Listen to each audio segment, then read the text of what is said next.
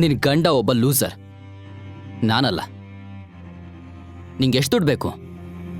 1 ಕೋಟಿ, 2 ಕೋಟಿ, 10 ಕೋಟಿ ನಾನು ಕೊಡ್ತೀನಿ. ಆದರೆ ಒಂದು ಷರತ್ತಿದೆ. ನಿನಗೆ 2 ಕೋಟಿ ಬೇಕಾದ್ರೆ ನೀನು ನನ್ನ ಜೊತೆ ಇರಬೇಕು. ನಿನಗೆ 10 ಕೋಟಿ ಬೇಕಾದ್ರೆ ನೀನು ನಾನು ಹೇಳಿದ ಎಲ್ಲ ಕೆಲಸ ಮಾಡಬೇಕು.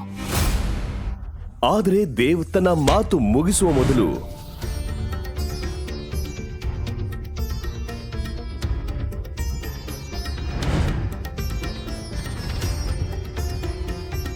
ನಿಮ್ಗೆ ಹುಚ್ಚಿಡ್ತಿದ್ಯಾ?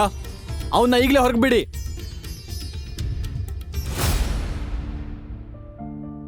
ಶಿವಾಯ್ ನಂದಿನಿಯನ್ನ ತುಂಬಾ ಪ್ರೀತಿಸುತ್ತಿದ್ದ. ಆಕೆ ಅವನನ್ನ ಚಿಕ್ಕ ವಯಸ್ಸಿನಿಂದ ಪ್ರೀತಿಸುತ್ತಿದ್ದ. ಇಂದು ಅವರು ಮದುವೆಯಾಗಿ 3 ವರ್ಷಗಳಾಗಿತ್ತು. ಆದರೆ ನಂದಿನಿ ಅವರ ಸಾಮಾನ್ಯ ಜೀವನದ ಕಾರಣ ಅವನನ್ನು ಬಹಳ ದ್ವೇಷಿಸುತ್ತಿದ್ದಳು.